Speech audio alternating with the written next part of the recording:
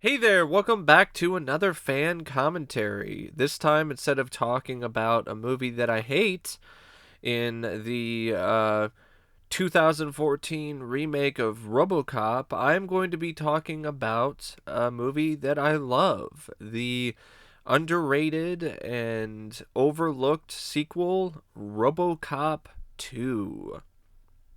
Now, before I get around to doing the commentary, I want to provide you with a little bit of a backstory on the pre production of this film. Paul Verhoeven, the director of the original, the 1987 film, the first film in this franchise, the critically acclaimed and beloved RoboCop, he expressed interest in doing the sequel. He wanted to do it. And the original writers of RoboCop, Michael Miner and Edward Neurmeyer, they actually did a rough draft of a script called RoboCop Corporate Wars. Now, Paul Verhoeven liked the script. The studio, Orion, they liked the script as well. But Orion was at the point where they were in dire straits financially. They needed money and they needed it now. So they didn't have the patience for Miner and Neuromeyer to finish their script. They didn't want to wait for them to take the time to do the script properly. They wanted them to get it done as soon as possible. And the two writers were understandably unwilling to do that. They were like, hey, we need more time. This needs to be a natural progression kind of thing. How are we going to deliver the best possible product if we're doing this with what might as well be a gun to our head? So they went to do another project, and Verhoeven went on to do Total Recall. Now, Corporate Wars is a very different kind of plot than what would ultimately be written by Frank Miller and Waylon Green, that was used as the template for the finished film. It opens up with RoboCop getting blasted by a cannon and getting blown to bits, and then it flashes forward multiple decades in the future, and he's resurrected. And now there's a new corporation that's taken over that's even worse than OCP. There's some other political corruption that's thrown into the mix. And there is a lot of a focus on power dynamic between the rich and the poor. And RoboCop is caught up in the middle of this. He has to stop some psychotic politician from essentially really destroying the world. So it's one of those things where it's a very different kind of script than what they ultimately went with. It was definitely more ambitious. And there were other things, like there was this creation called Neurobrain, which was this woman who was killed and her brain was put inside a computer. And I think she also became like a full-fledged robot at one point. So she became kind of a love interest for RoboCop, and that idea was actually used in the TV show RoboCop the series in 1994, but with some revisions. And in fact, the pilot for RoboCop the series was based around the script Corporate Wars by Michael Miner and Edward Neurmeyer. So, yeah, the original writers, they wanted to do it. Paul Verhoeven wanted to do it, but Orion had no patience, so they went their separate ways. They did not have anything to do with RoboCop 2. Then they brought on board Frank Miller, and his script was considered to be unfilmable, even though they liked the script initially. So then they had to bring in another guy, Waylon Green, to do rewrites, and the rest is history. I will provide some more trivia and some more behind the scenes stuff throughout the commentary. But yeah, this is gonna be fun. So get ready for some maximum thrash. And as usual, I'm gonna count down from 3 down to 1, and when I press play, and hopefully you will have my commentary synced up with whatever version of RoboCop 2 you are watching. So 3, 2, 1, pressing play.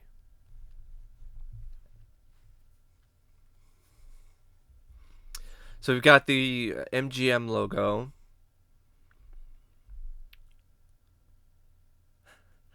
And here we go.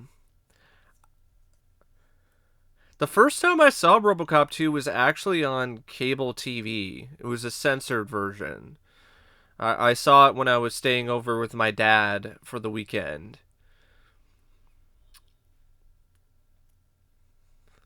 I just love how unique at least the first two RoboCop films are in terms of the way they open up. Good old Magnavolt. I mean, nowadays we could use a Magnavolt, right?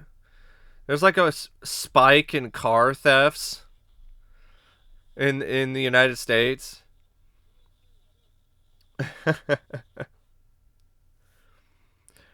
There you have Bruce Glover, who was also in Gremlins 2.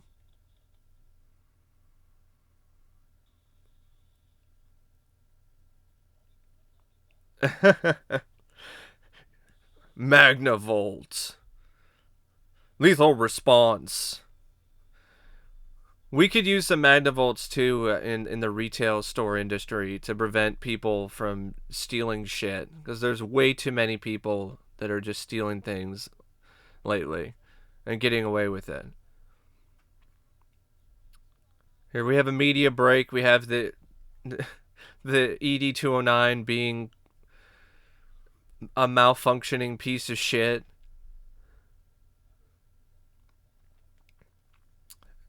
Here we have Nuke. Now here's a fun little fact about Nuke. Uh, Nuke is actually a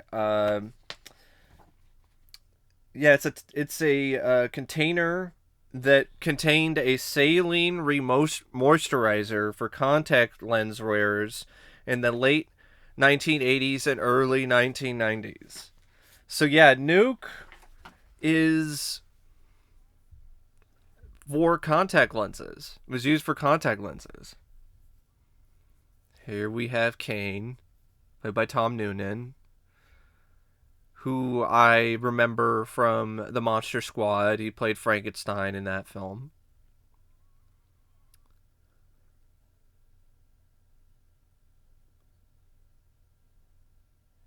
Here we have the cops going on strike.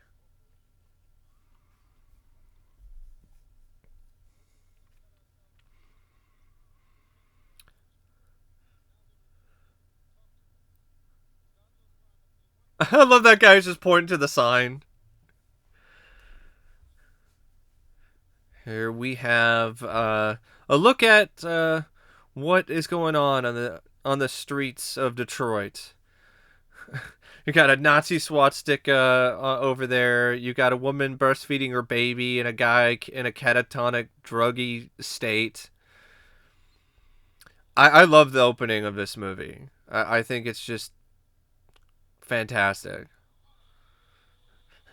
And they just willingly drive over and hit her cart full of cans. They don't even run her over. Oh, then she gets fucking mugged. Oh my god. It's so fucked up, but also kind of funny because of just how over the top it is. I like the neon lighting here as well. And then the mugger gets mugged. He gets mugged by a bunch of hookers. Great. Damn. They really they really kicked the shit out of him.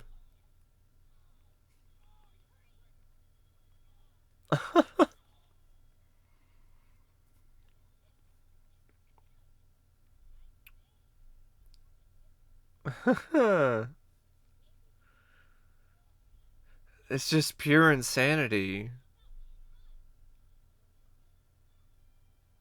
And then the fucking store explodes, man.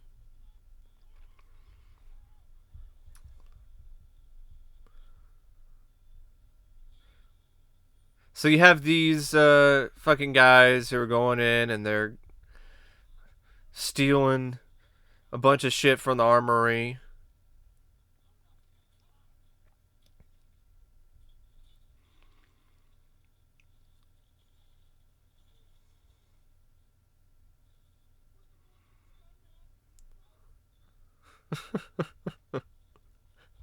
I don't know what it is about that guy. I like his performance. It's not the best acting, but he's just so enthusiastic about it that it's fun to watch.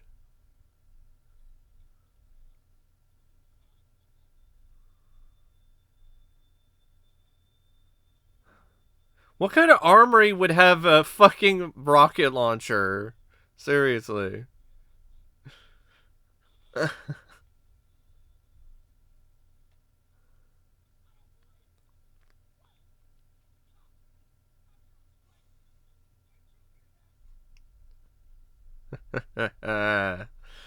I've seen this movie hundreds of times, and this this scene is still as awesome as it was the first time I saw it. I mean, you can't come up with a better way to reintroduce your hero than this. In fact, it was used for an early teaser trailer for RoboCop 2.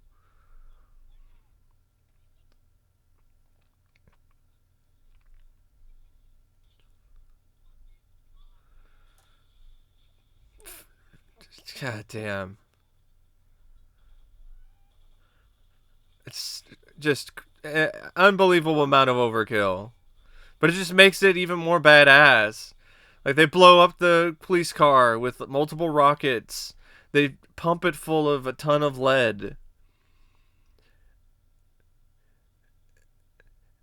And as you can see here, it didn't do shit because RoboCop is still ticking. He's still gonna come for your ass.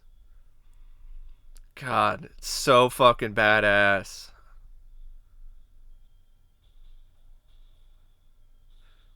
Ugh, love it.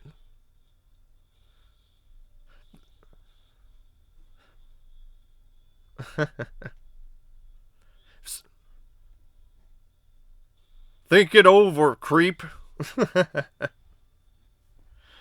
it's just it just picks up where the first film left off in terms of the badassery.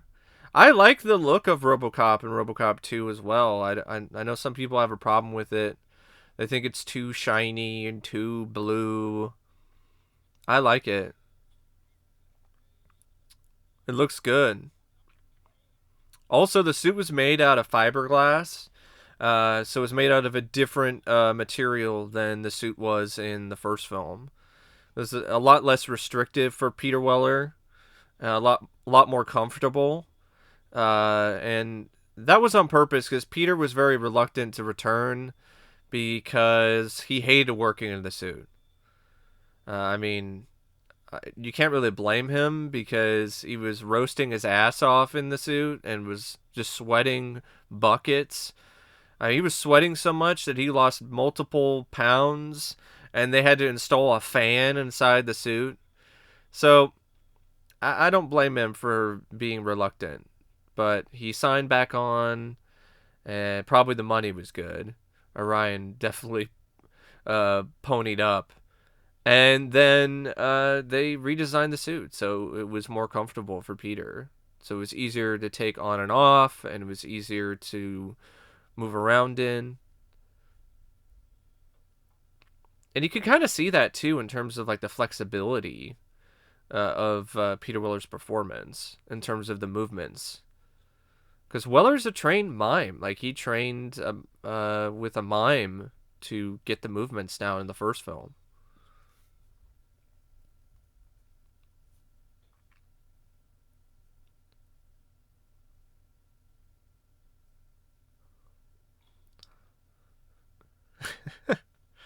I'm just going to lock you in there.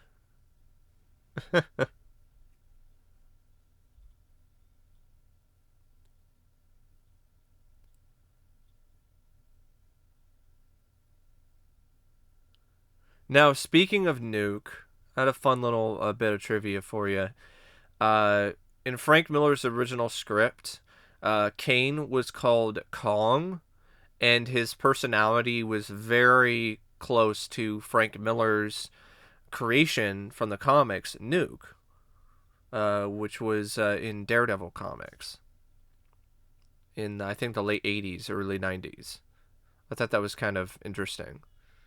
That the drug is called Nuke, and Kong, which is a dumb name, Cain is a much better name than Kong, was patterned after Nuke.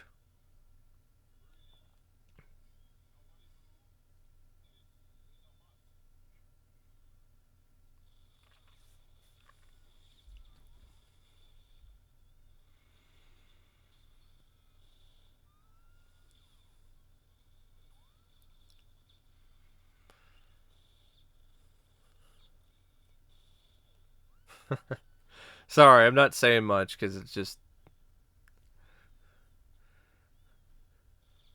I'm in my happy place watching RoboCop shoot motherfuckers.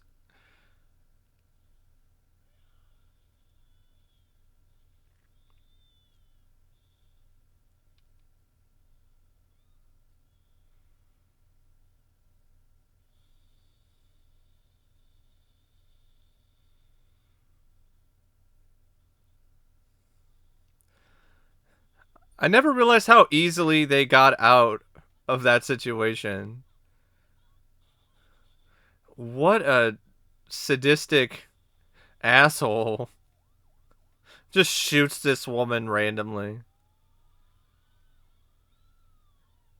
But I mean, he's a villain, so it fits. Here we have Lewis.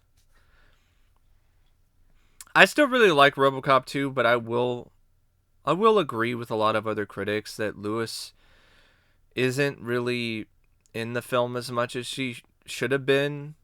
Like, it starts off decent enough, but then she kind of disappears and isn't in the film a whole lot and doesn't have a whole lot to do, which is a huge missed opportunity because Lewis is a character that was one of the strongest characters in the first film, and you wanted to see more of her. You wanted to see more of a progression of her character, and you don't really get a lot of that in RoboCop 2. Here we Gabriel Damon. I always liked Gabriel Damon's performance as Hob. I think he did a great job. I like this touch too, where Hob reminds him of his son.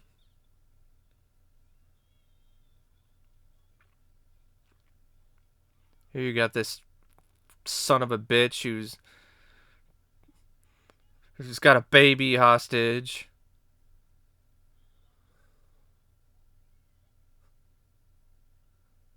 Like, what kind of fucking person holds a baby hostage?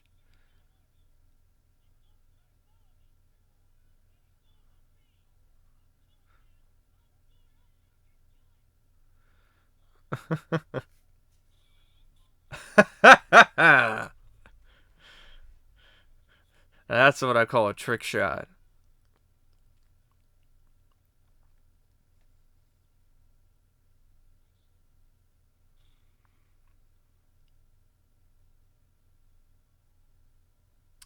Now, now's a good point to talk about the original director for RoboCop 2. The original director was Tim Hunter.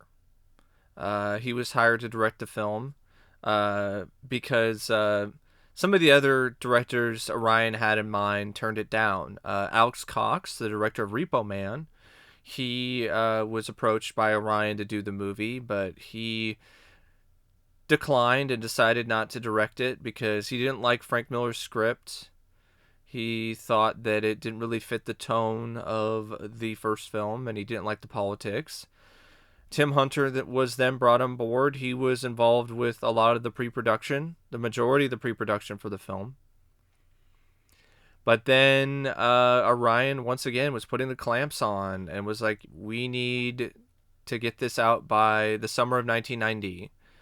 And Tim Hunter did not like the restrictions that were put on him, so he quit. So Orion was now in an even bigger hole because now they don't have a director. And they searched high and low, and at the 11th hour, they wound up getting Irvin Kershner, who directed The Empire Strikes Back. Here we have poor man's Kevin Nealon, if you ask me. This guy. Just such a... I mean, honestly, I thought it was Kevin Nealon when I was a kid. I mean, you have to expect Dana Carvey to show up off screen dressed as Hans or Franz, and then have this guy also put on the same uniform, and they start berating RoboCop and start calling him a girly man. Look at those flabby muscles, you robot girly man, you girly robot man. We're going to pump you up. But, all jokes aside, this is actually a really compelling scene.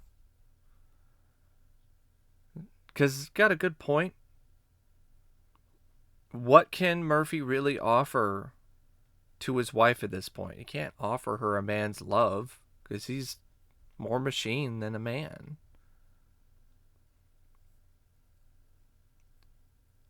And these are the moments where I think that you see that his humanity is still there. And just, once again, Peter Weller is just such an amazing actor. I mean, not a whole lot of lines there. He just shows the emotion through just a look or a glance. You can just see the conflict.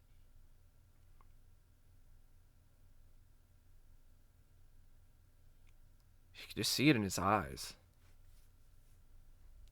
That he doesn't really buy what he's saying.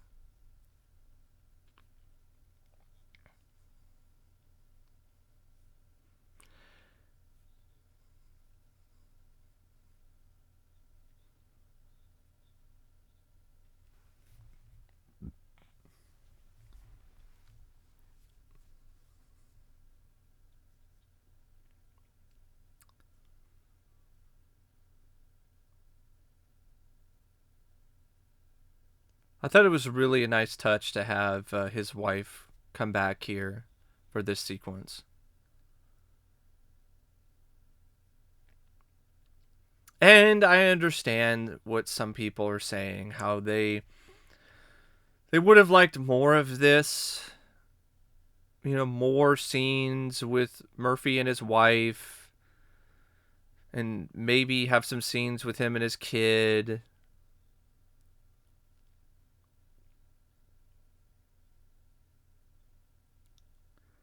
But I'm fine with the way that they set it up here, to be honest.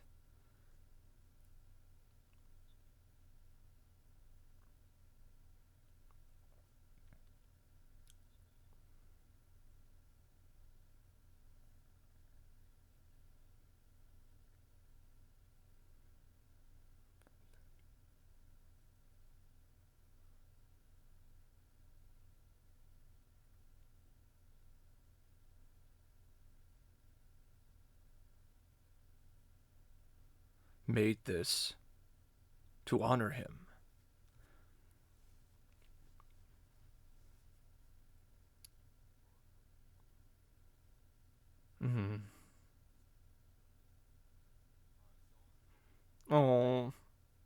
Can you just imagine how hard that would be if you were in Murphy's position here?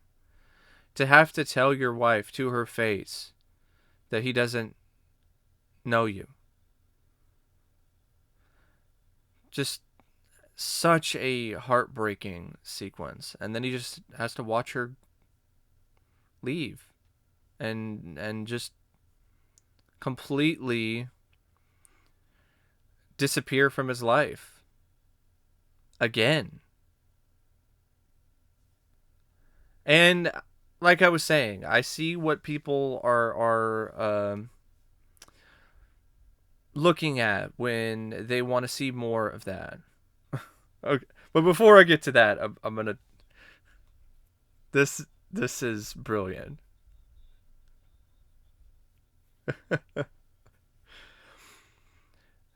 This is where I got my username, folks. OCP Communications, the only choice. um, but yeah, like I was saying, I could see why people wanted to see more of RoboCop or Murphy and his wife and stuff with his kid. But I'm fine with the way that it's set up because to me, it's more tragic and more compelling when it comes to keeping things more mysterious.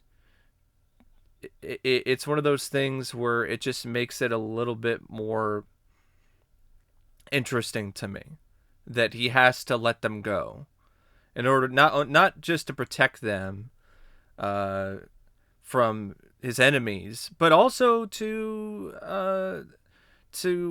protect them from the trauma of this realization that Murphy is still alive, but he's more machine than man. Like I don't really have an issue with not having more scenes with his family. I mean, if they have more scenes, I could deal with it. It might be all right, but I'm fine with the way that it's set up. It doesn't bother me. If you want more of that, you can see RoboCop the series. There's some storylines involving Murphy's wife and his kid in the series. And then you could also go in and watch Prime Directives. Although I wouldn't recommend watching Prime Directives, to be honest, because it sucks. But hey, bullshit! I love this mayor guy too. This is bullshit! This is bullshit, you senile bastard!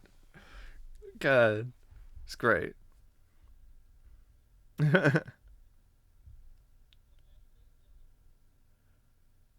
We will sue your asses.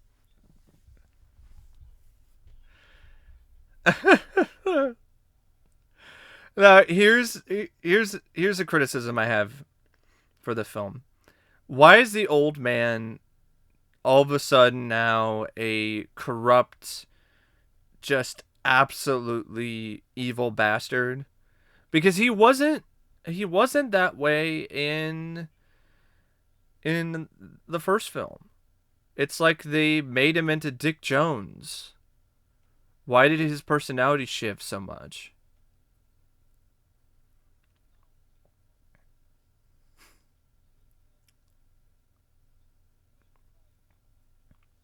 Here we have the sequence where they show the other RoboCop prototypes, the various other RoboCop 2s.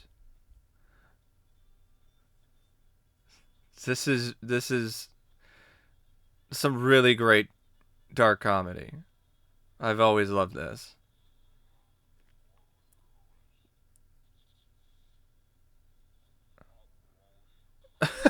Just fucking goes psycho and just starts shooting everybody. And just shoots himself in the head. And then the fucking sirens start up after he shoots himself. uh,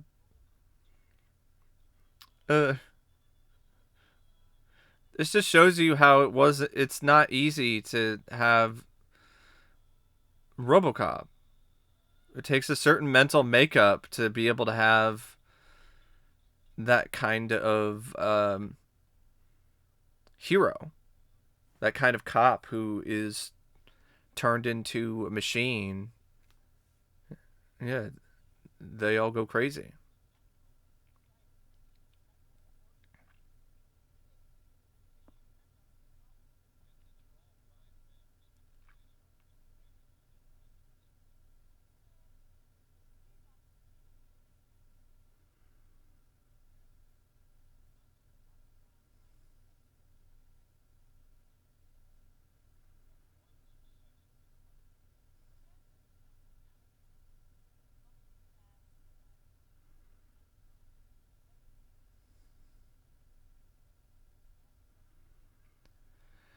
So here's an intriguing bit of trivia. This actress, she actually went on to become an actual psychologist. Like she went, I think it's Patricia Chaberno, I think. She went to school and became a therapist.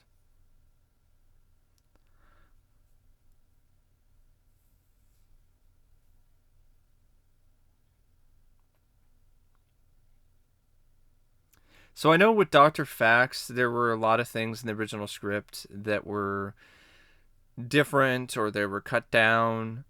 Um, and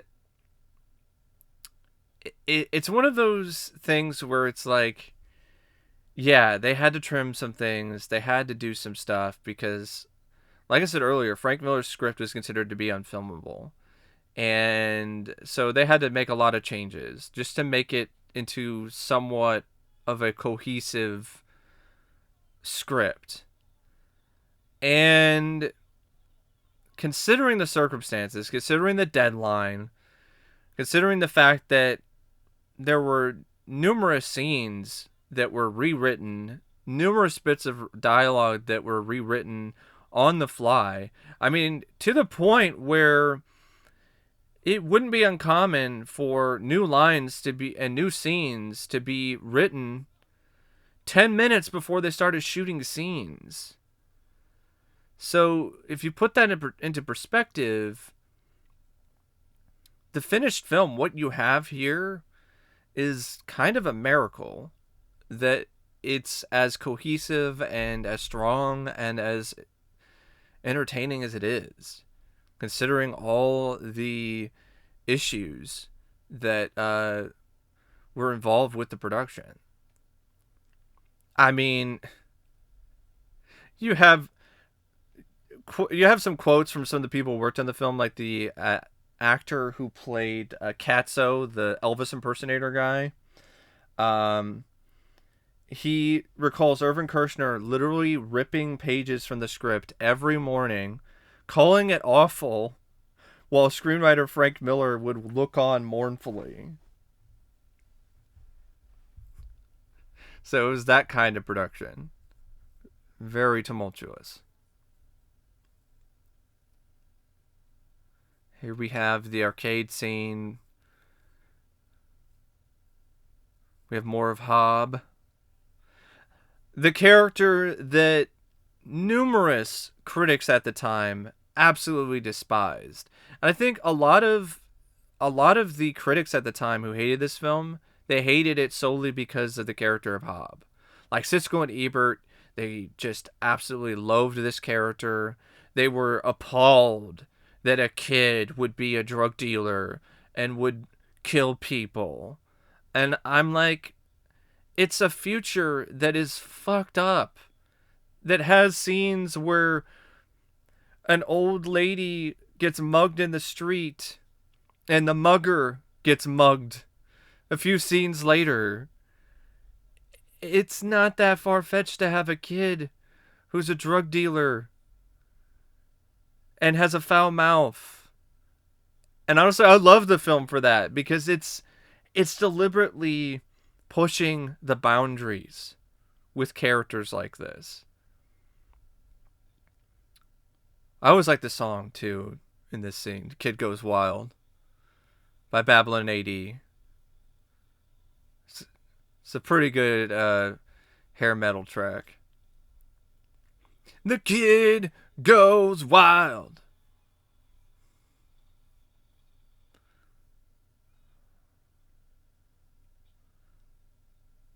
To be honest, that's kind of a lame thing for Robo to say there. Isn't this a school day? Like,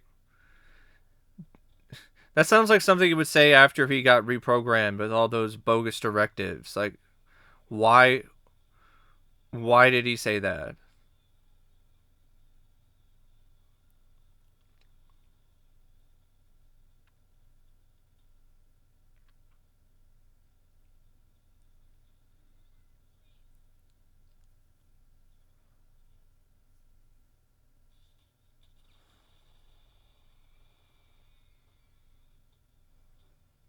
Here you go. Lewis gets some action. I wanted more of that. I wanted Lewis to get more action in.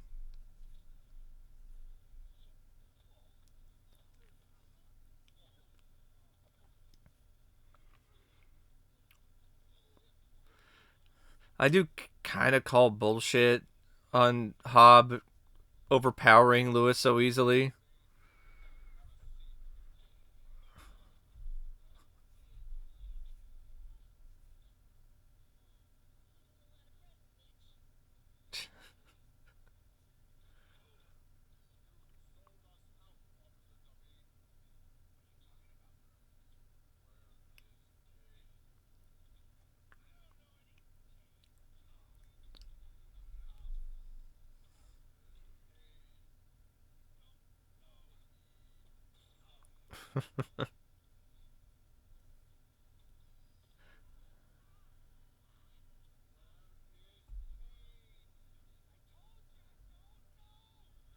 Tell him where Kane is. Unless you want a face full of arcade machine. There we go. She should have been able to do that a little easier.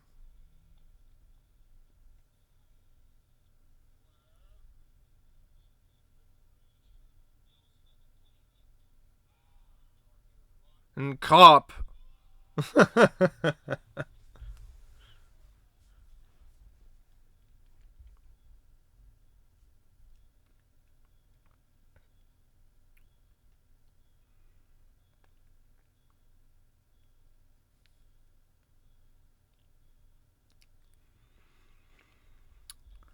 a good point to talk about the score. I don't hate this score. It's just a step down from the score from the first film by Basil Polidoris. In a lot of ways, the score in the first film was the heart and soul of RoboCop, and this score's there. It's all right, but it just isn't the same. It just lacks that extra punch and that extra pathos, and it's just one of those scores where it's pretty run of the mill.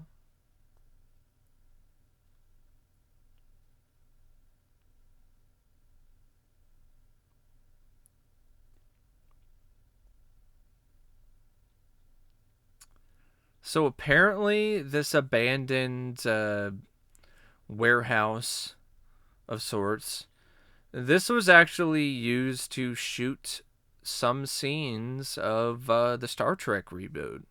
Like some of the scenes of the Enterprise, they decided to build some sets and shot them inside this warehouse of all things. Craziness, right? There's a little Star Trek RoboCop crossover for you.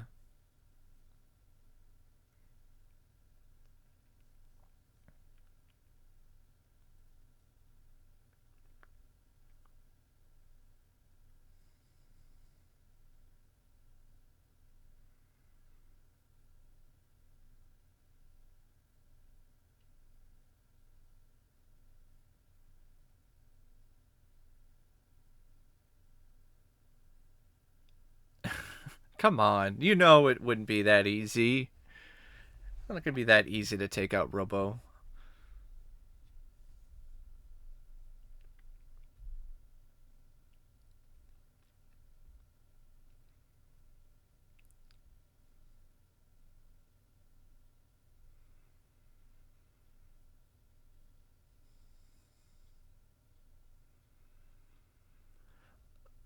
going back to the score, like this bit here, like why do we have like a choir in the background and some guy just randomly strumming on a guitar? Like, I just it doesn't really work that well.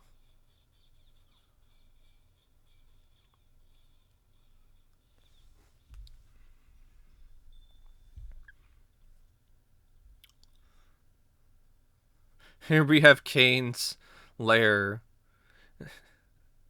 It's got That's not just a picture of Elvis. That's supposed to be Elvis's corpse. Yeah, he's got Elvis's desiccated corpse in his lair. What the fuck?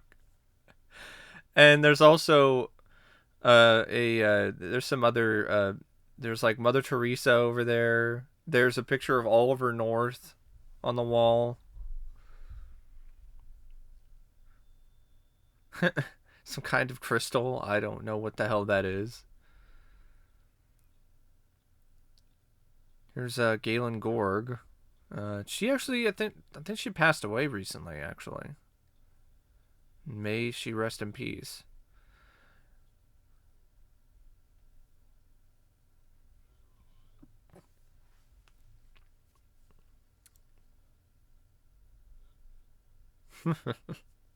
I remember not liking Kane the first time I saw this. Like I thought he was lame, but I've warmed up to Kane, Tom Noonan's performance, as the years have gone by. The more times I see this film, because he's still pretty intimidating, still pretty sinister in his own way. He's more like a cult leader. Yeah, see? He's talking about Jesus.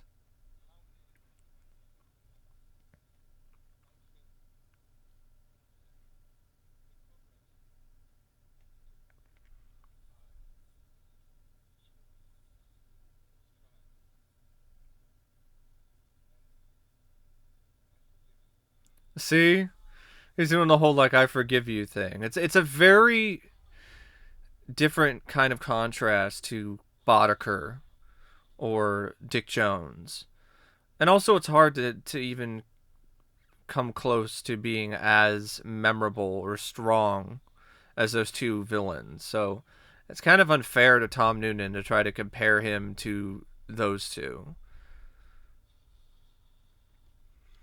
In this scene, I know people pointed out they think RoboCop got defeated a bit too easily. I, I didn't think it was that easy. I mean, they had to electrocute him. They had to use a giant big ass magnet. They had to tie him up.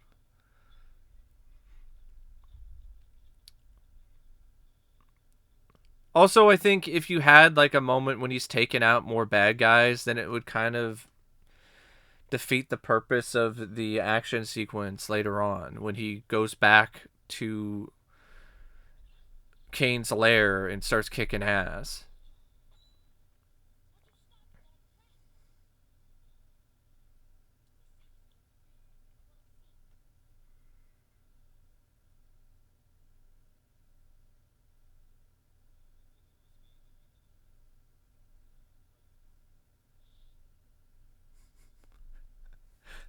To be honest, the more I see Tom Noonan in this, he's like a drugged up, crazy George Carlin.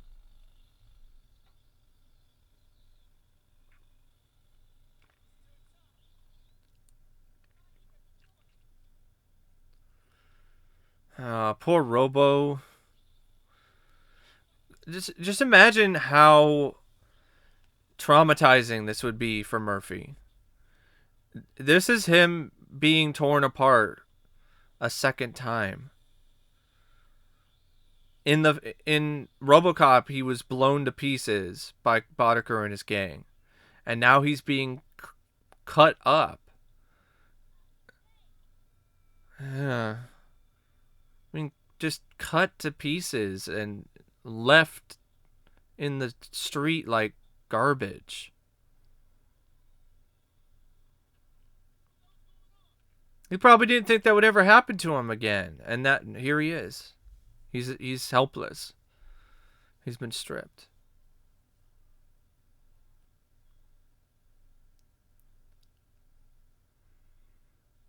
And as the film will go on, you'll see that he was stripped of other things. Like, he was stripped of his humanity even more when they started messing with him with all these dumb directives that they forced into his head.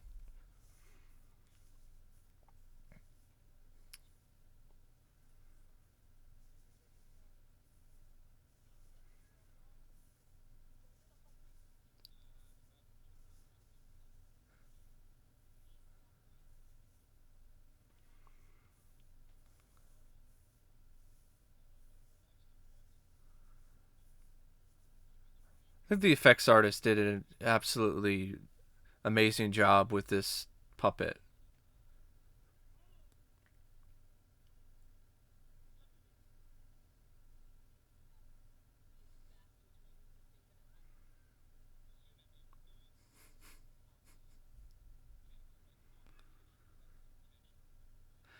Shut the fuck up, discount Kevin Nealon.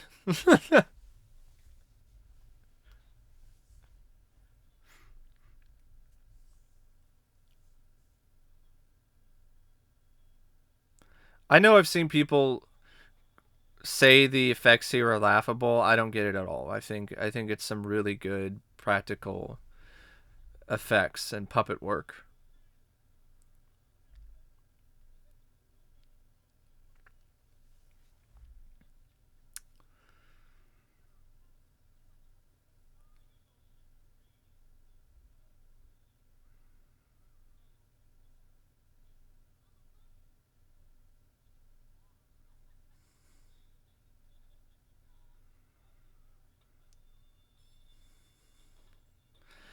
So this whole scene with Duffy in the original script, it was a lot more violent, and it seems like that's the case just from watching this scene. Like, I always thought that this scene felt like it was truncated, like it was censored.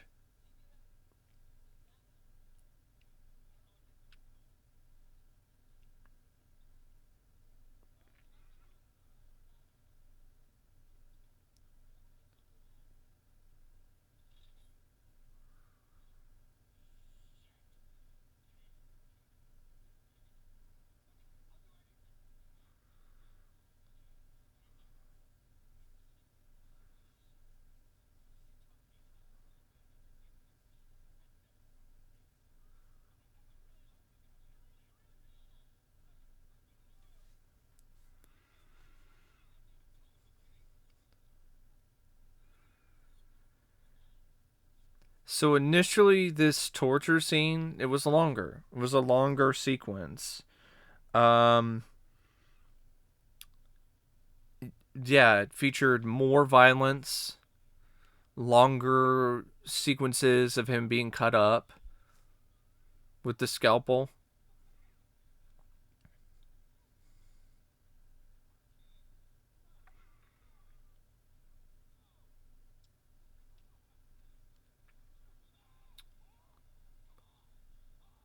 Because I mean, here, like, it's a kind of sequence that you think you would see more, like the breastplate being ripped open.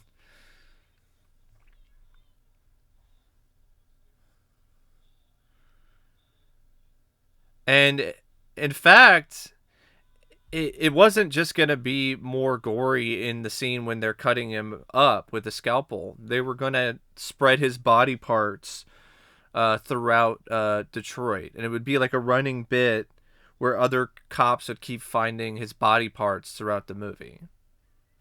But that was all cut for the MPAA. Because, you know, in order to get the R rating, they had to cut those scenes. Otherwise, or not shoot those scenes, because otherwise it would get an X.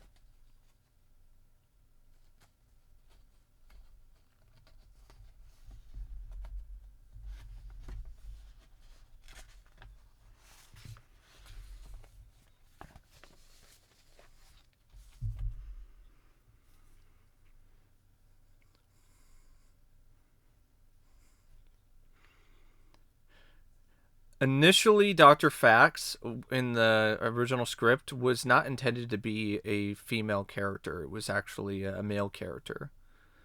I actually think it was a good choice to switch things up.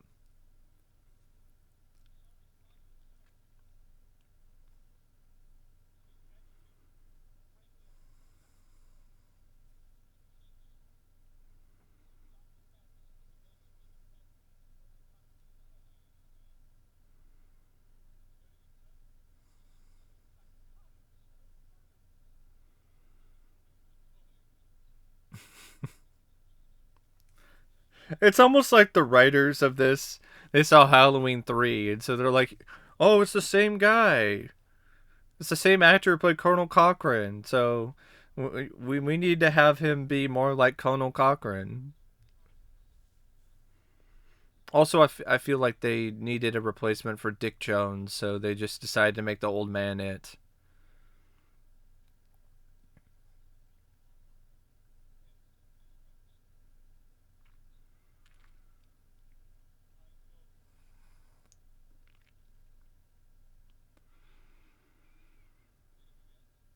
Are they drinking tea?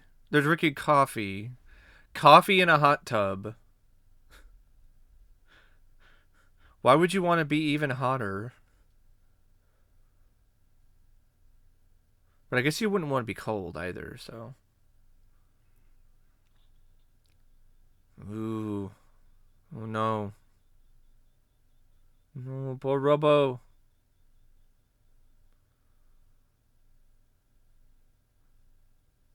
This is how I feel watching RoboCop, the 2014 remake.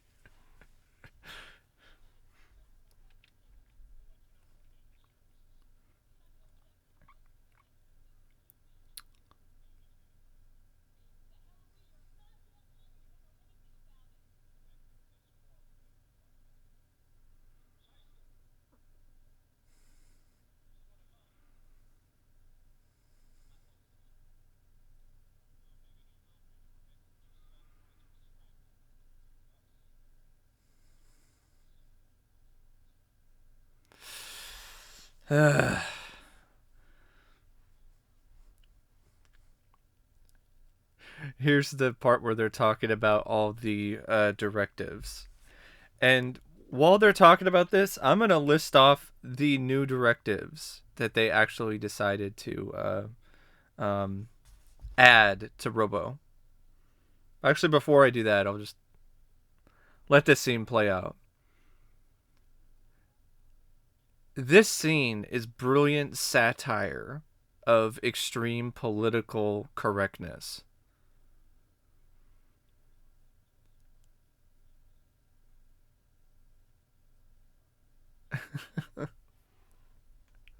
This is so brilliant. I love this.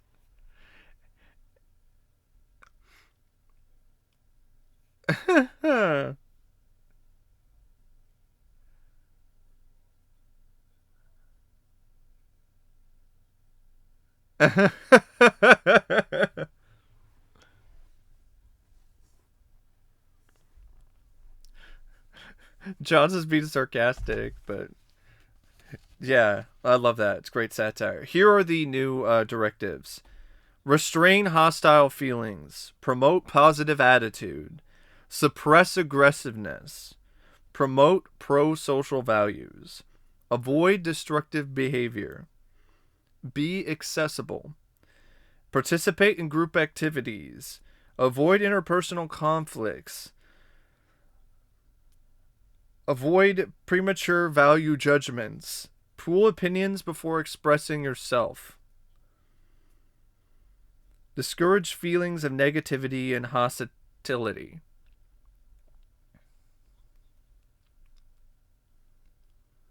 Before I finish the directives, though, I want to point this out. I want to point something out here.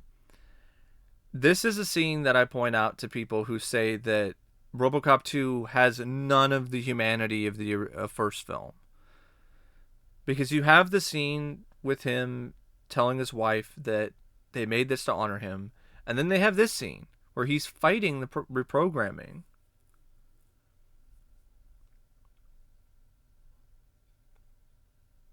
Also, at the same time, it makes sense that his humanity would be something that would be challenged by OCP.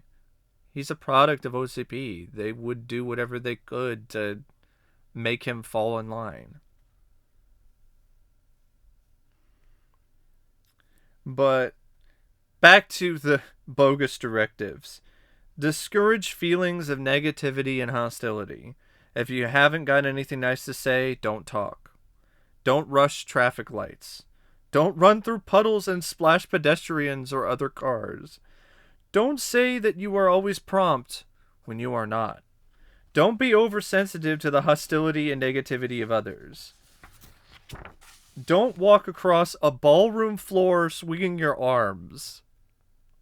Like, that one just cracks me up. Like, I am just imagining, what if RoboCop just came across a ballroom and then he just starts walking across the floor and he's like, must not swing arms.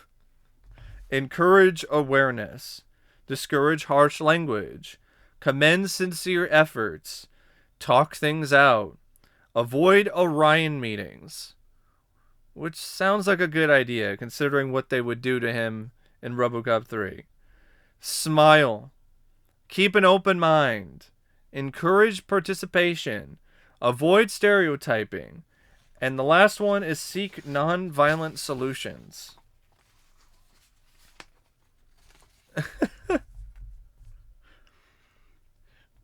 This is just more of a great bit of satire of what people criticize RoboCop for being.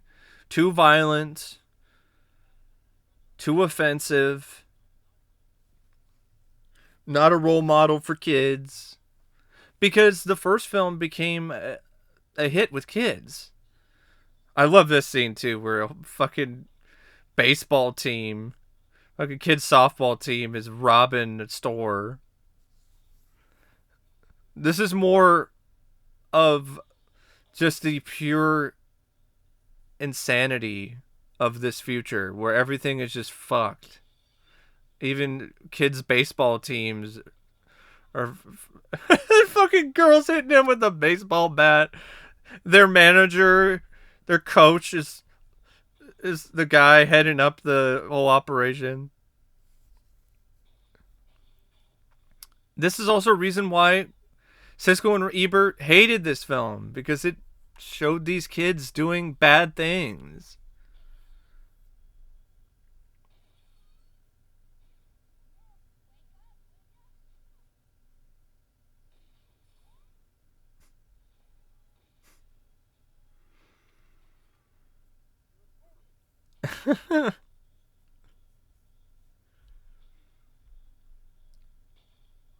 Like, this is the RoboCop that people legitimately thought he should be. And the script is just taking a piss.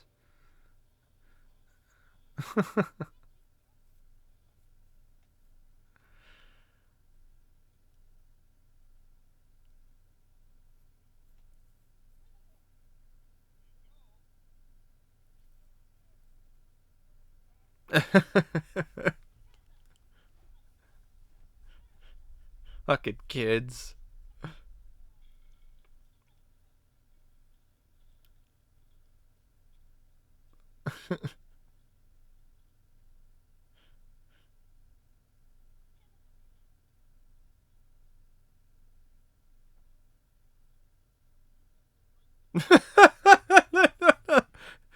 He's reading the rights to a dead guy. It's a great way to show that Murphy is all screwed in the head. They screwed him up bad. I'm having trouble. Yeah, I would say so.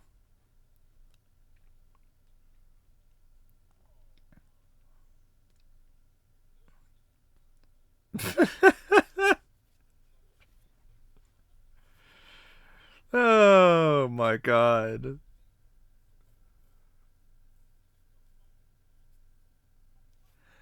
I don't know how the critics didn't see this at the time. He's fucked up.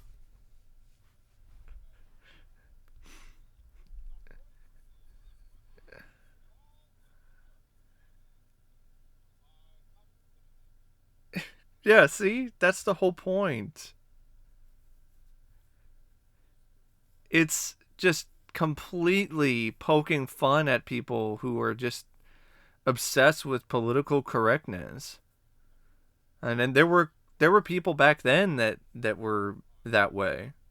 I mean, just like there are people now that are like that. It seems like there are more now than there were back then, sadly.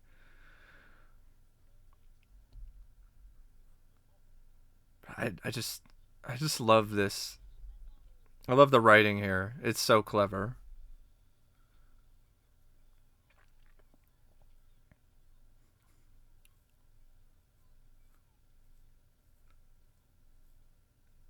The directives got him so fucked up. He's like turning off a sprinkler.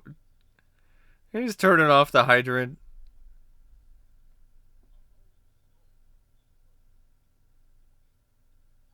Your refrigerator, Peckerhead.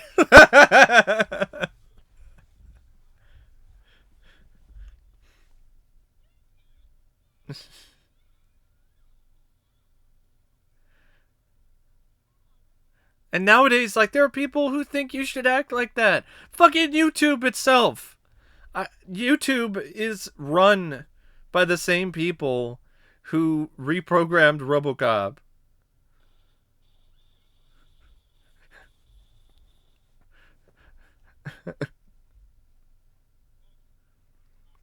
That's one of the most effective non-smoking ads possible. And you know what's crazy? That was actually used as a non-smoking ad in movie theaters in 1990. Yeah.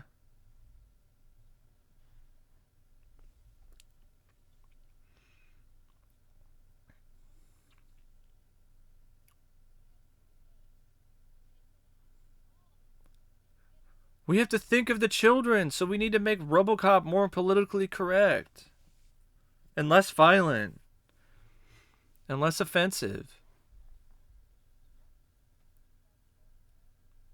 This script just shows how ridiculous that is.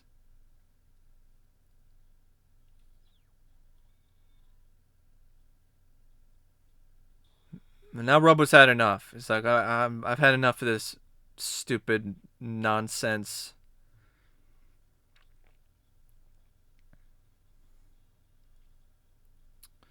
And this is also showing a little bit of his humanity here too, because he's got enough of his humanity left that he's able to make this conscious decision to potentially sacrifice himself to get rid of all this junk in his head. Yeah, the humanity isn't as clear and obvious as it is in the first film, but it's still prevalent in RoboCop 2.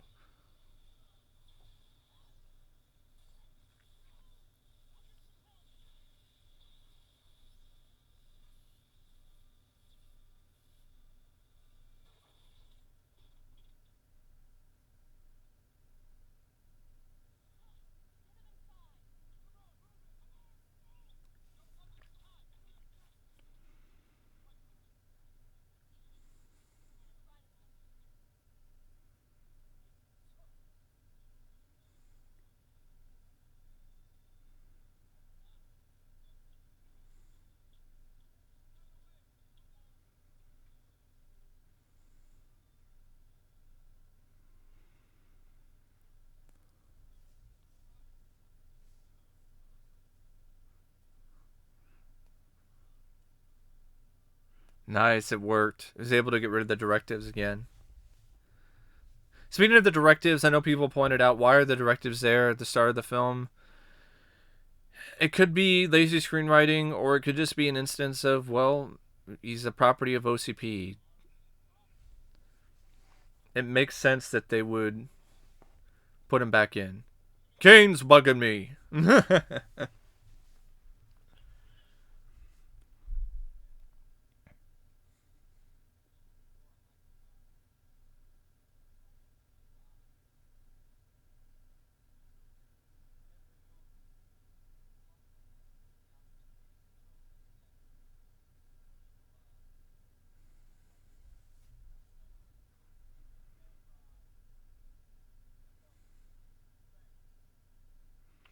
Here is Frank Miller in a cameo.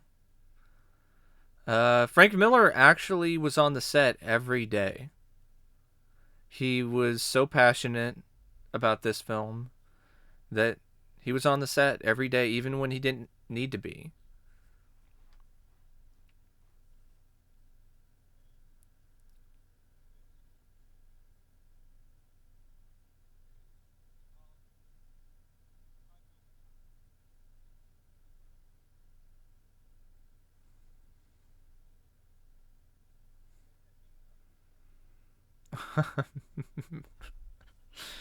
uh.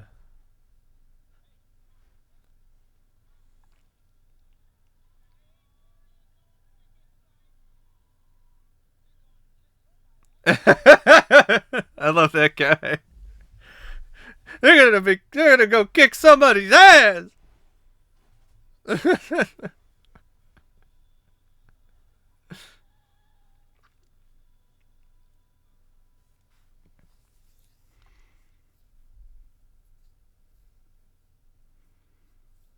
This whole sequence is just pure badassery. It's it's a really great action sequence. For the most part, I think Irvin Kershner did a great job shooting the entire movie, especially when it comes to the fact that he was brought on last minute and he was given all these restrictions and all these deadlines. The film looks good. And oh god, this fucking scene. Oh, fuck yeah. And that's actually a tribute to an actual sniper, like a military sniper. It's called the Scope Shot. This is based on the real life exploits of a Marine sniper named Carlos Hathcock. So yeah, it's a tribute to a real badass.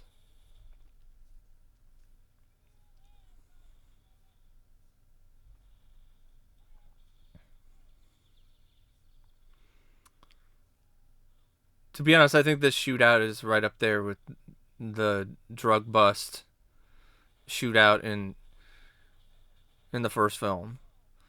You get those blood squibs. Just fucking badass. I love that shot where he just shoots him sideways.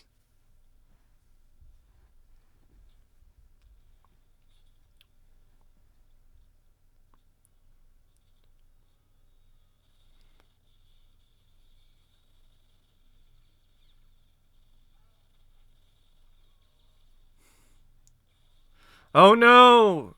Cisco and Ebert are triggered.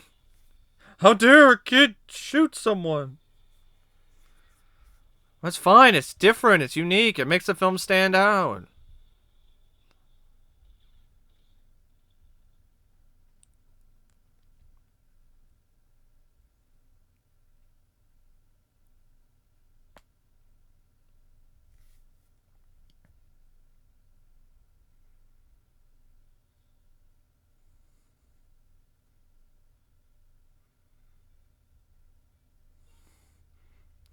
Get the fuck out of there, man. It's gonna blow!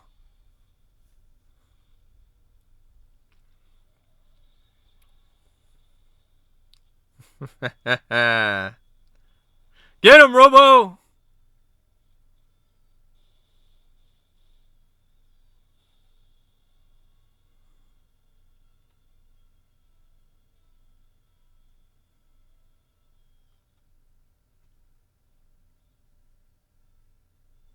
We're gonna have to try harder than that, Kane.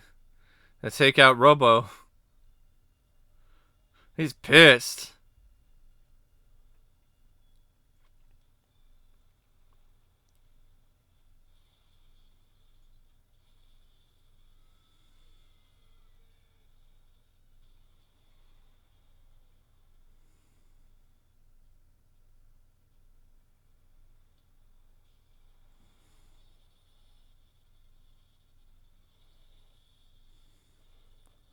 There's a good stunt work here by the guy in the suit.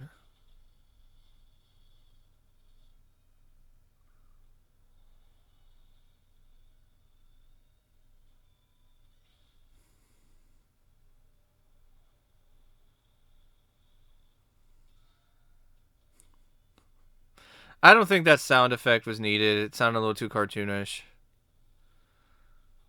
But this moment here, this is just awesome. This is so cool. You may think you're cool,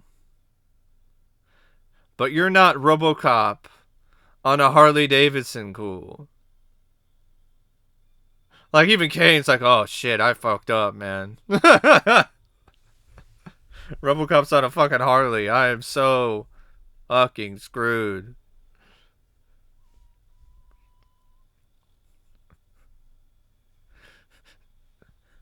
So now that RoboCop's on a bike, might as well mention RoboCop the Ride.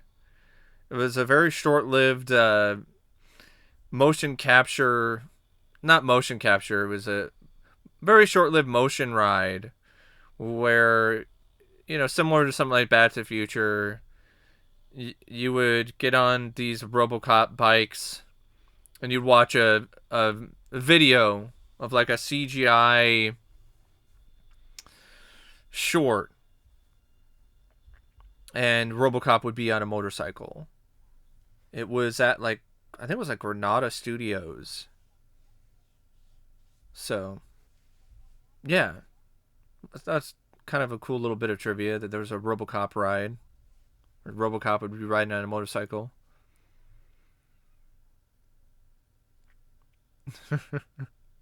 Here's more of those great fake commercials.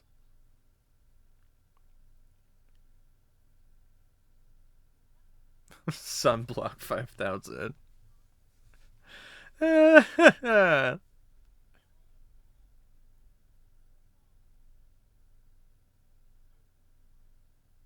That's great.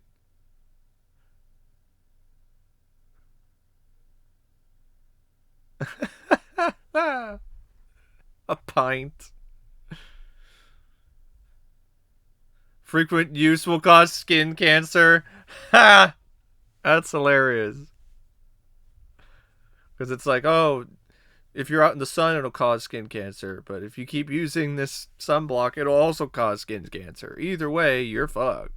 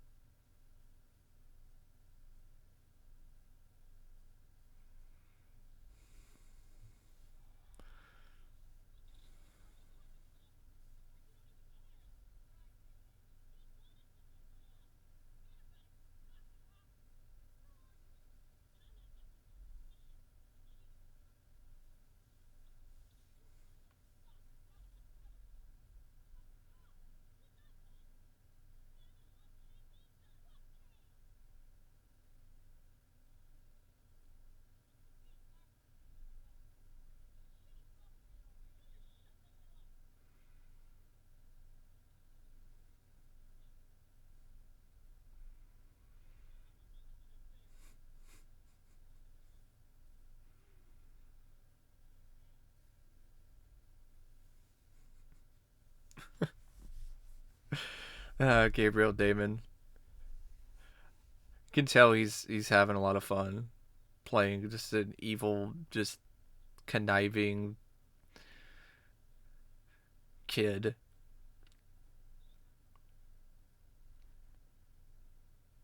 Unlike some of the other kid actors who have played characters like this, he isn't annoying to me.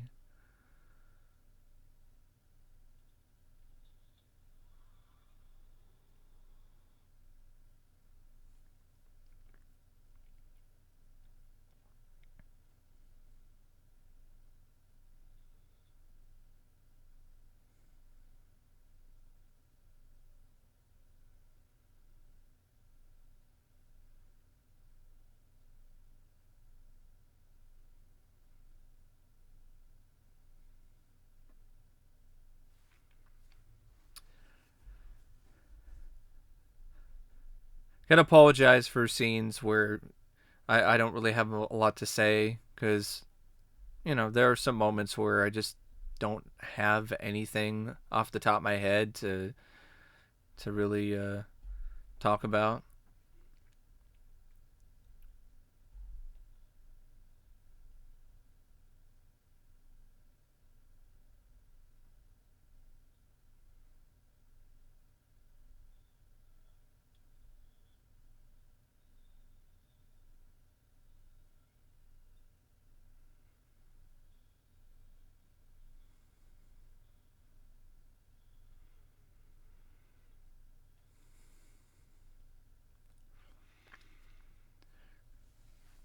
Here we have the surgery scene where they take Kane's brain out of his skull.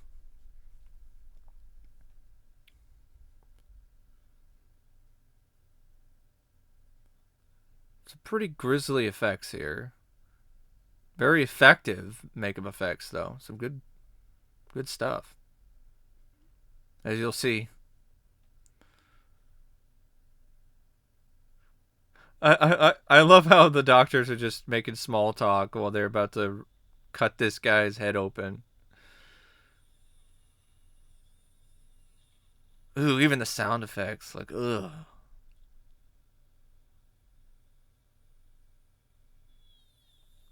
Ooh.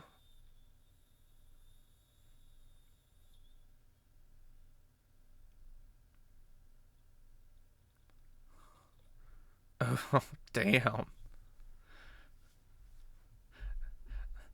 I've seen a lot of people talk about like how the scene in the remake where they show his brain is like so gross and oh, it's unlike anything they really saw in the franchise. And I'm like, did you forget this scene? Like this is more horrifying to me than that sequence. And then you have this, his brain and spinal column in this container. It's a cool looking effect.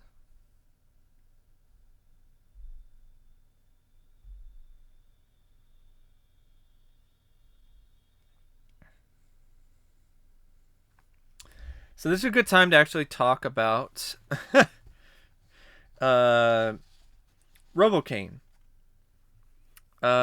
Designing RoboCain, it actually started before a full script was written.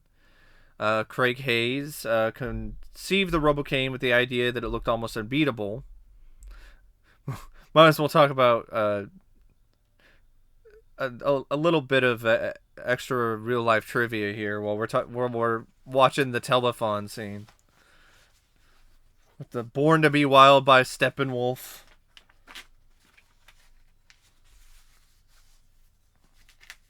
This fucking guy with the fiddle.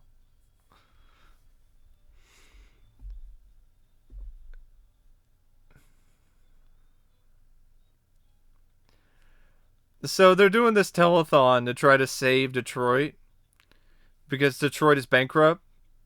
Well, in 2013, the city of Detroit actually filed for Chapter 9 bankruptcy in real life. So it's crazy. It's a crazy bit of reality there where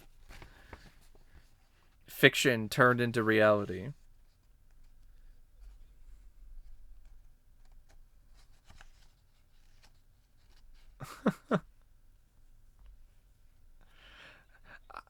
I hope that Detroit is in better shape now. I really hope that's the case. Another Detroit bit of trivia is that there is a RoboCop statue that's being constructed, and it's supposed to be up in Detroit. I think relatively soon.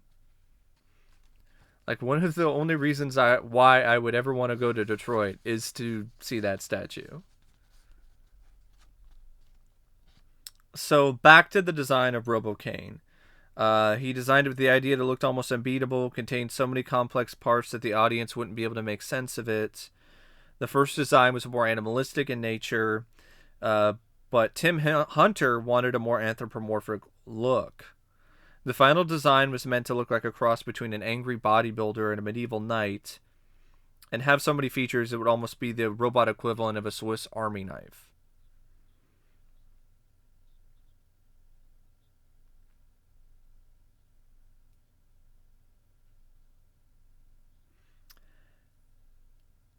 So yeah, I mean, for the fact that they were just kind of coming up with ideas on the fly, RoboCain turned out really well. I think the design of RoboCain is really eye catching. It's cool.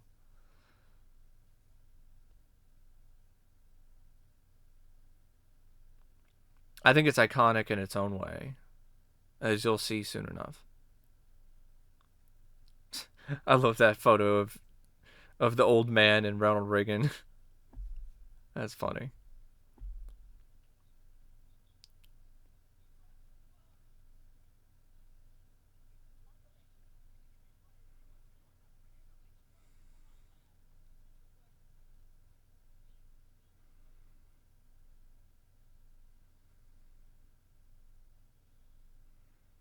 Here we have some really early CGI that's used for the RoboCain screen here. For the time, it was state of the art.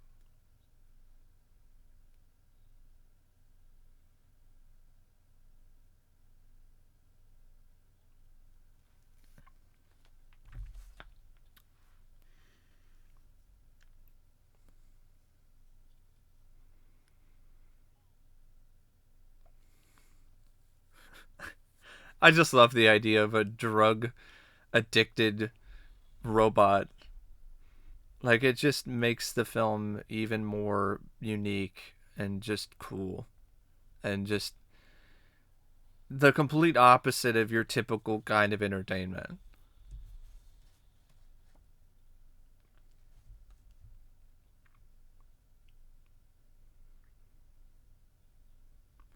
Just like the entrance that RoboCop had at the start of the film, the entrance for RoboCain is also pretty badass.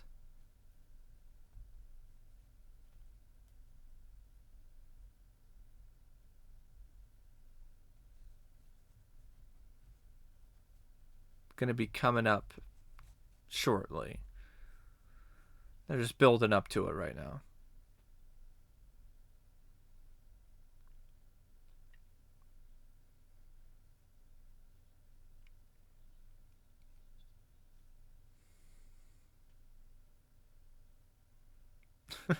Detroit's so desperate they got to make a deal with a bunch of drug dealers in order to keep the state afloat. I mean, the city afloat. State's Michigan, but yeah, the city.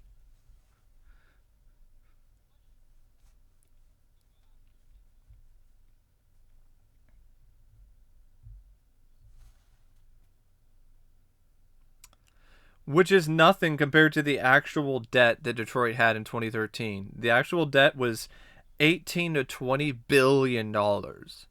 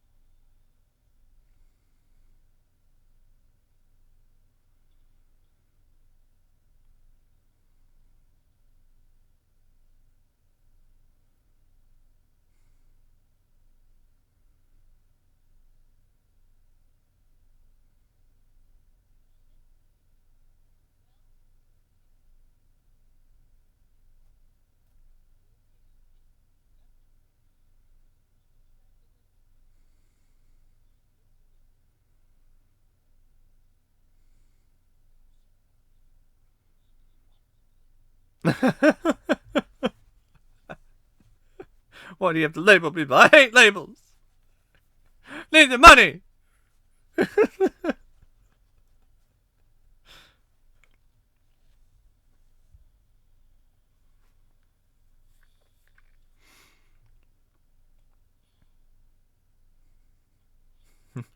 Here he is. Here's RoboCain. Uh, Miniature stop motion models of RoboCain were used for most of the shots. There were 8 separate miniature teams that had to train and work around the clock to meet the tight production schedule. For close-ups, a full-size head and torso were built weighing almost 800 pounds. It was operated with long poles attached to areas that had to move by operators who were dressed in all black so that they would not show up on screen. Thought I'd throw that in there. It's a nice little interesting bit of behind-the-scenes info about the effects of RoboCain.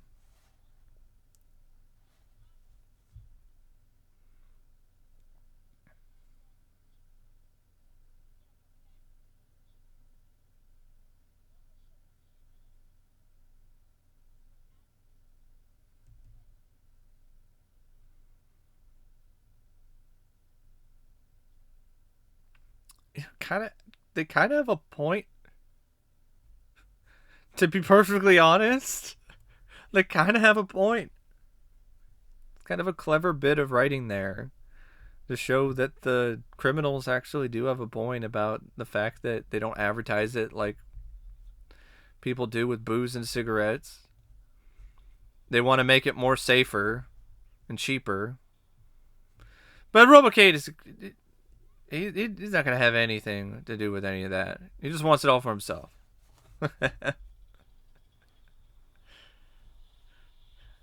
This is a design and creation by Phil Tippett and company. It's a monster. RoboCain is a fucking monster.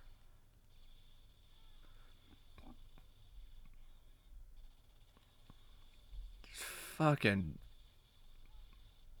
blowing people away. You do a great, just amazing job setting up RoboCain as a legitimate threat for RoboCop. Like an actual match. In terms of firepower, in terms of intimidation factor.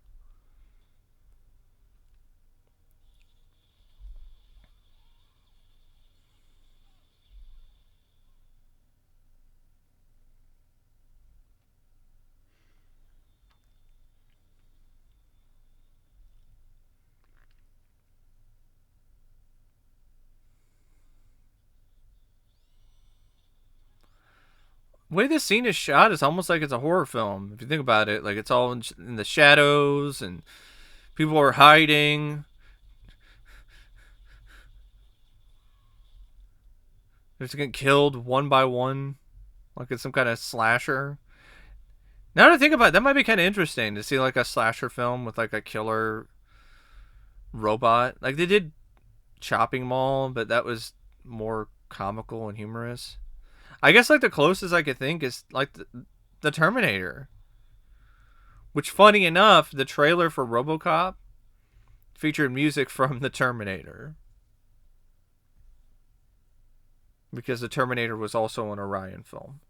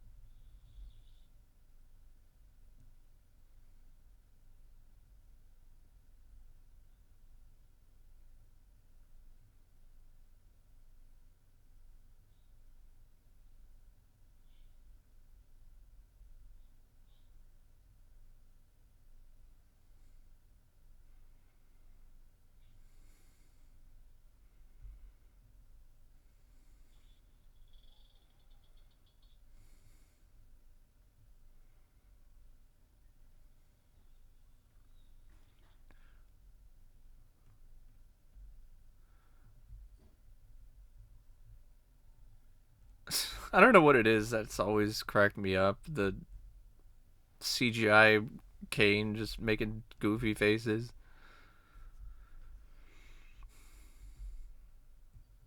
What is he wanting her to do?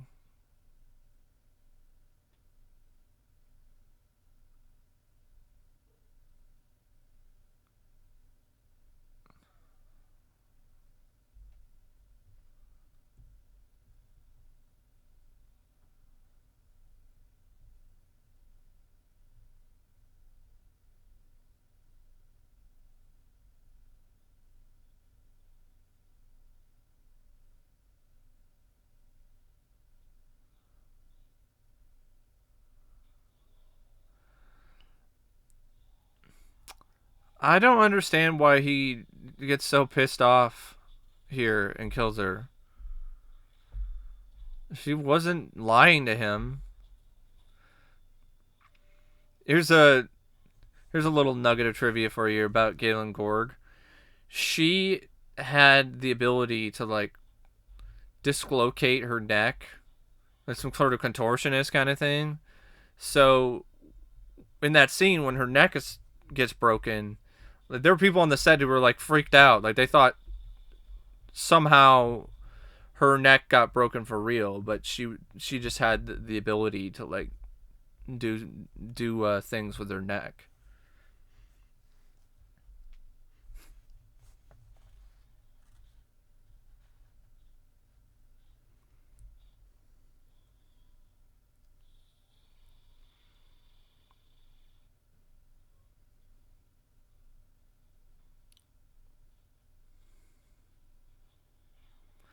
Honestly, I think the stop motion in this has held up remarkably well over the years. I disagree with some people who think the stop motion looks dated or it's not effective.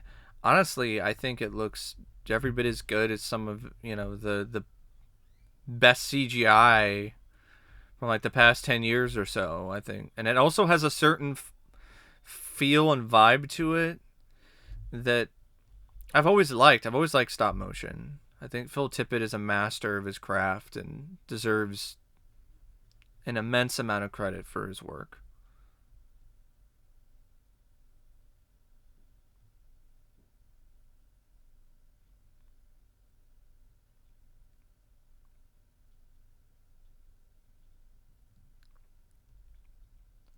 And I already said I like the way Robo looks in this, and I really do. I like the look that he has in RoboCop 2. It's shiny. It's got a blue sort of look to it. It's different than the solid metal gray look from the first film, but it was done that way on purpose. They wanted to make Robo look more like a car, give him a new look, which kind of ties into what OCP probably would have done. They would have refurbished him and given him a new look. Like maybe some people might have been more warmed up to it if he had the gray look at the start of the film, and then when he gets reprogrammed and rebuilt, he has this new paint job.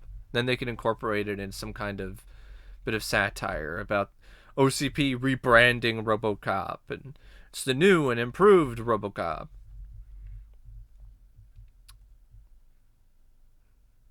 We have this moment between Robo and Hobb. Another instance of the humanity being there, because Hobb, while he's dying, he's holding Robo's hand, and it reminds him of his son.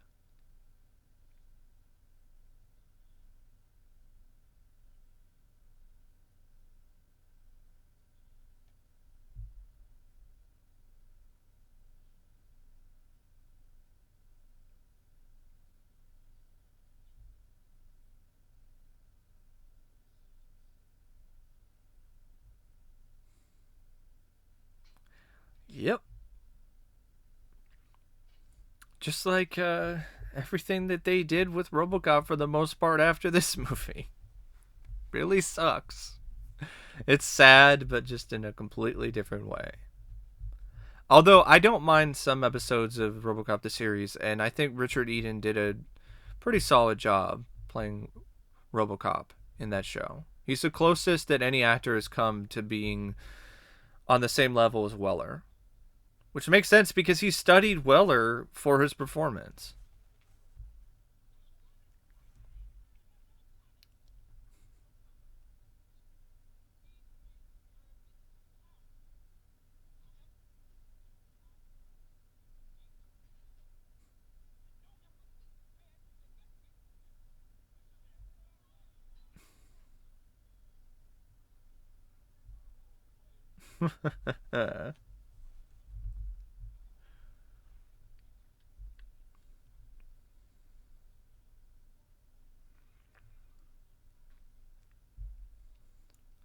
I've seen some criticisms about this film's pacing, and I don't get it. We're like an hour and 30 minutes in, and it's gone by really quick. I've been entertained for the entirety of it. I hope you found this commentary entertaining so far. I'm trying. I don't have a whole lot of experience with commentary tracks. This is only the second one I've ever done.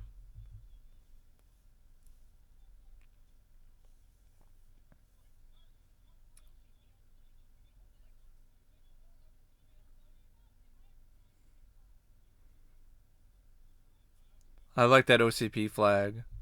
It's not very subtle.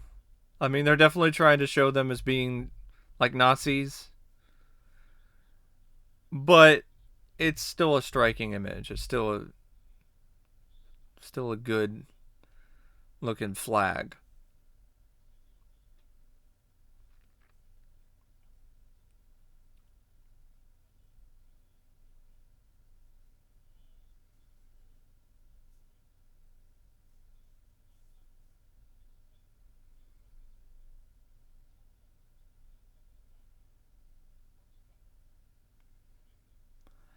I mean, even though the old man is written very differently than he was in the first film, I still think the performance by Gavin O'Harley is still really great.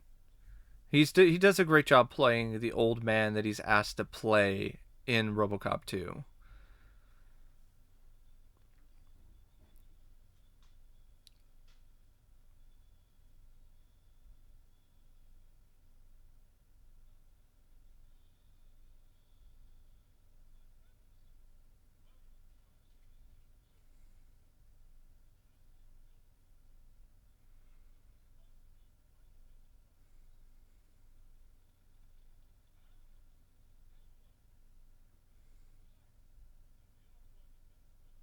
It's Daniel O'Harley, by the way. I know. So before someone corrects me, Gavin O'Harley is someone else. It's another actor.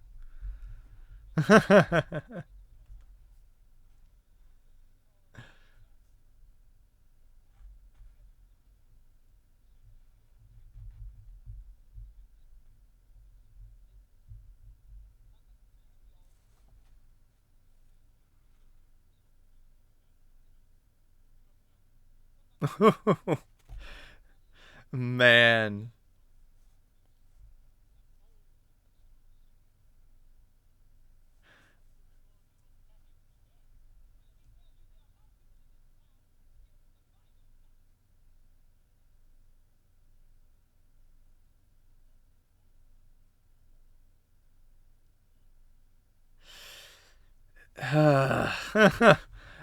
Hits a little close to home, doesn't it? I mean, the first film was ahead of its time with the whole corporations getting involved in politics and running cities. And now that's just the way things are.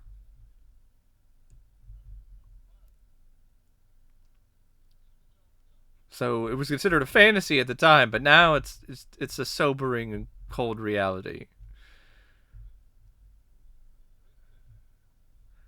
I review RoboCop 2.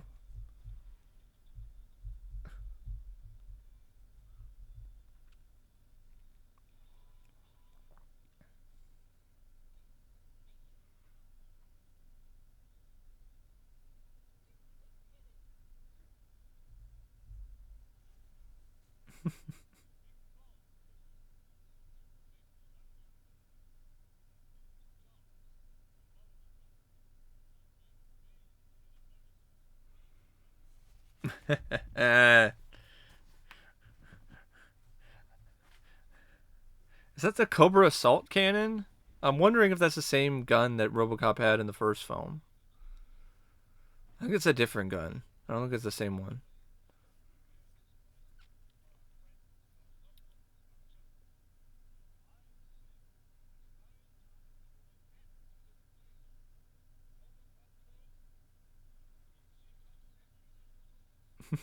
Kane's like, that nuke looks really good. Can I get? Can it starts scratching? It starts scratching his neck. Can I get some of that nuke? Can I get some of that nuke?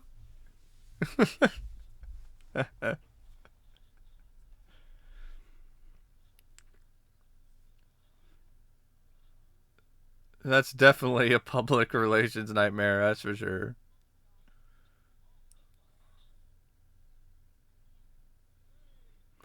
Step outside. I always mark out for that line, but it's definitely a copy of the line from Superman 2, where Superman says, "General Zod, would you care to step outside?" But I still love it. Just like I love this entire showdown between RoboCop and RoboCain. It's just pure carnage and chaos and awesomeness.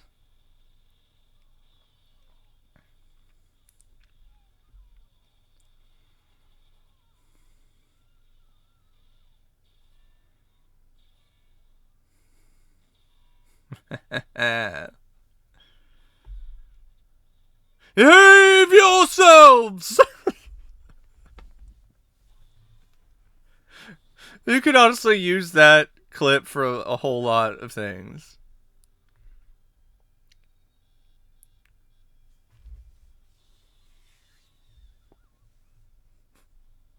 Another one of those cartoon sound effects. I don't understand why those are in the movie. It's one little small criticism I have for the film.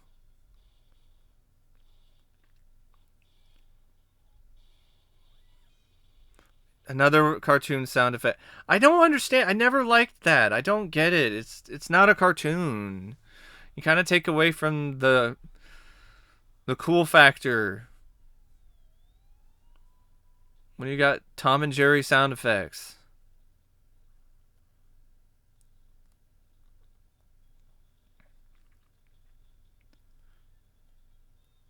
See, RoboCop's been absolutely just hammered and just shot to shit by Kane. And he's still going. I mean, as you can see here, they'll get into a fight on this elevator. These effects are just phenomenal. And there's a certain weight to the stop motion in terms of the physics that it's just more effective to me than CGI. CGI just has this weightless, floaty look to it. And stop motion, there are moments where it legitimately looks like it's a real giant robot.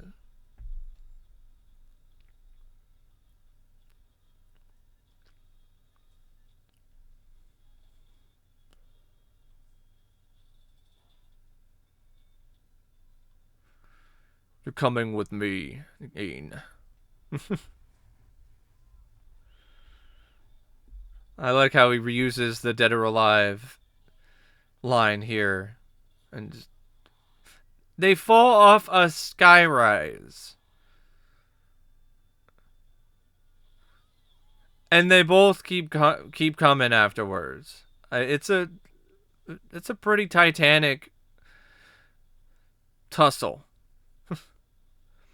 And it makes RoboCop 3 even more ridiculous and lame because RoboCop gets shot with one grenade launcher to the chest.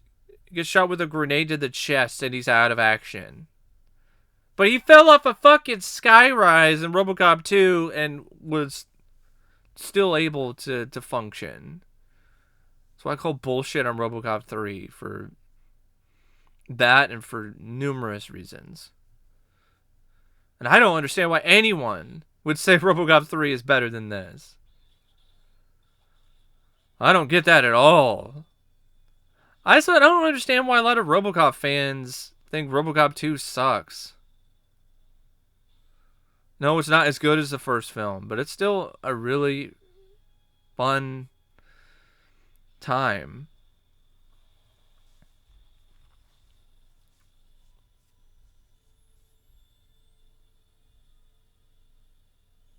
That's an actual welding torch, by the way.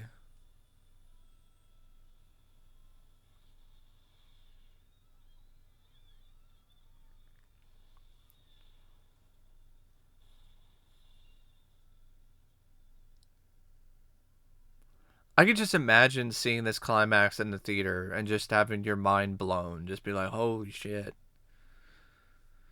This is amazing. This is awesome.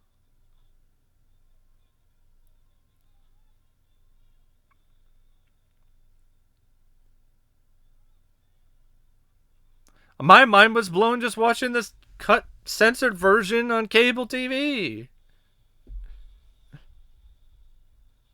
I was like, holy shit.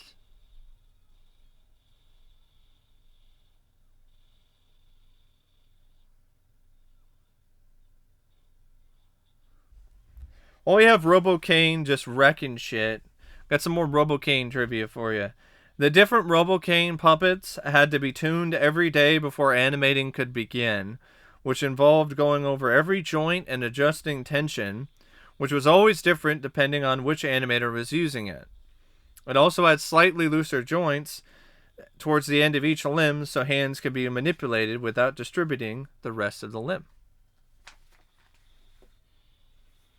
Just fucking blowing up ambulances. Like, what a cruel bastard.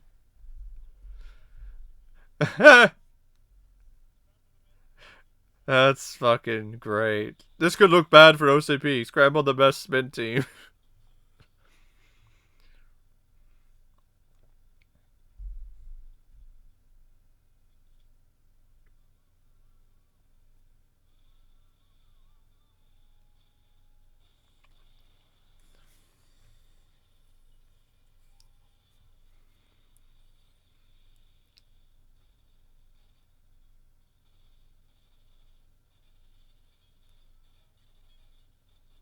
This is a scene I will admit is missing Basil Polidoris' music.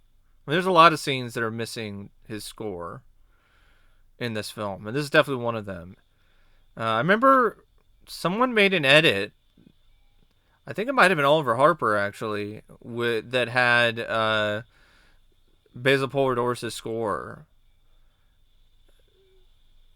and it was pretty sick.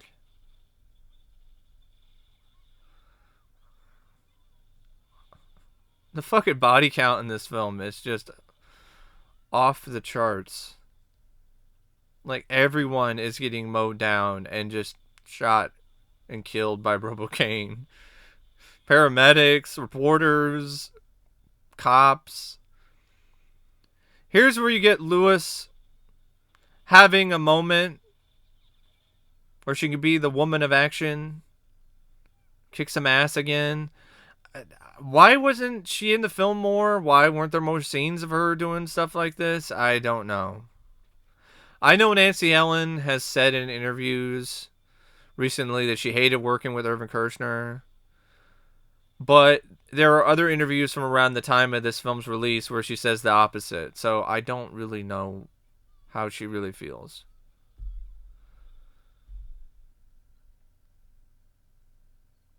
Maybe she said what she did, when the film was about to be released for PR reasons. I don't know, but if she did have a difficult time working with him, that's too bad. Apparently Weller didn't have an issue. He just didn't like the fact that the film didn't have as much heart or humanity or soul as the first film. He didn't like this climax. He wanted it to be more thoughtful. And the studio was like, no, it's fine. The battle between RoboCop and RoboCain is enough. And honestly, I agree with Orion. You don't need a smaller, thoughtful climax. No, this is what the film needed and what it was building up to. This epic battle between RoboCop and RoboCain.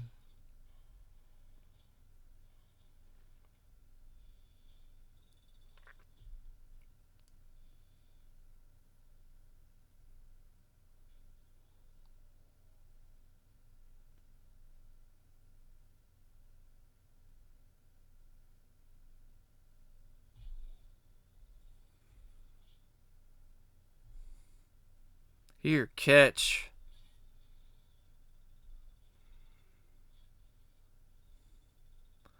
I like this scene too because it shows Murphy using his intelligence. This is him using his human intelligence to outsmart RoboCain.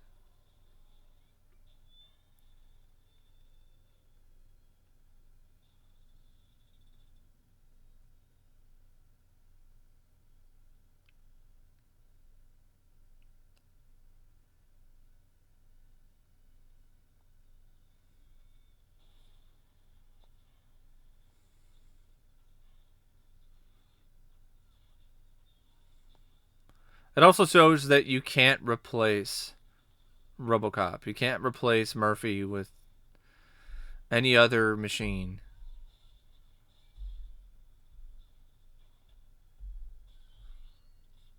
Despite the latest technology, despite the upgraded firepower, you can't replace his will, his determination, and his intelligence.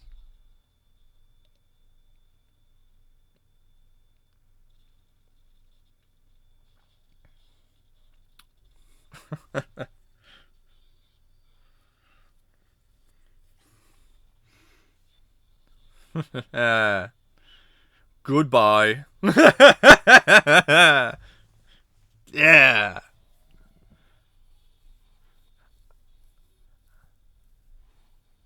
I mean, that's such a cool way to take out a villain.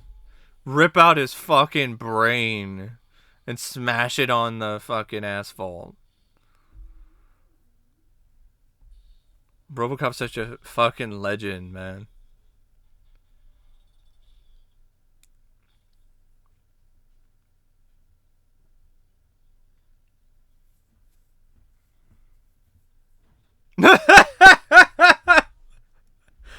I forgot about that line. Of course, there won't be any trouble from the dead ones. That's hilarious. That's funny.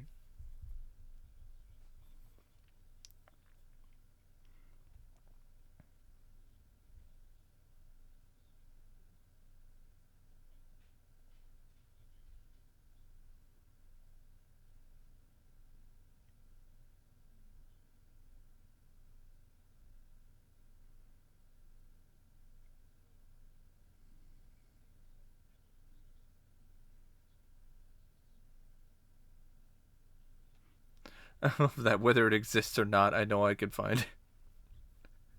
This script has some nice lines in it.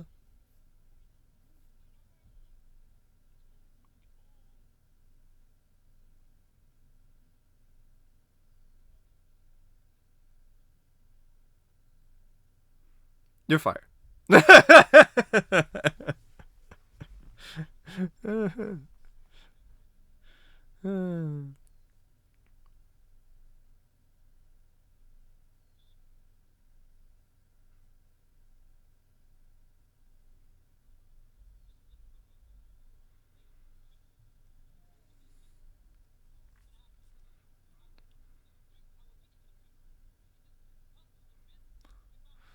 Although he doesn't really do much because I don't.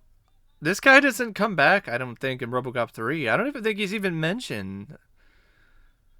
I don't remember them mentioning Mayor Kuzak.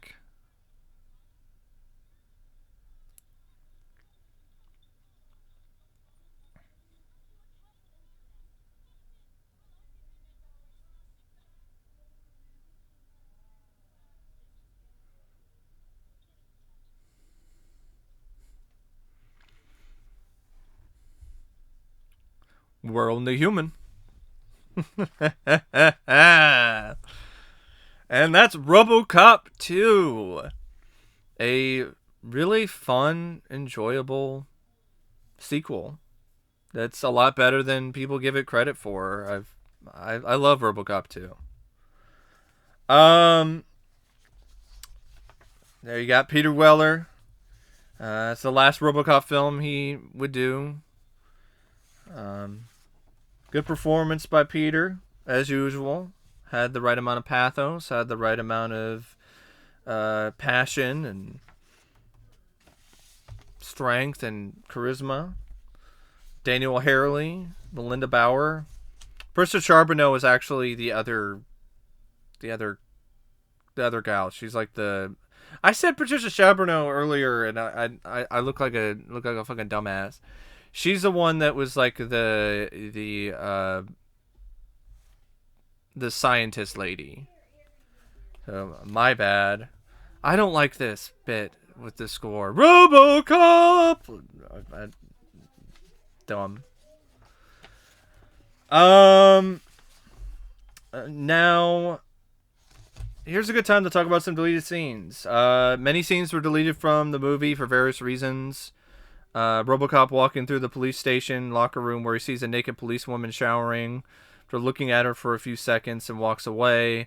RoboCop's hallucination after he's dismantled by Kane's men where he dreams of visiting his own grave. That's a scene I really want to see. And it was cut because the gravestone looked too fake for whatever reason. I don't understand.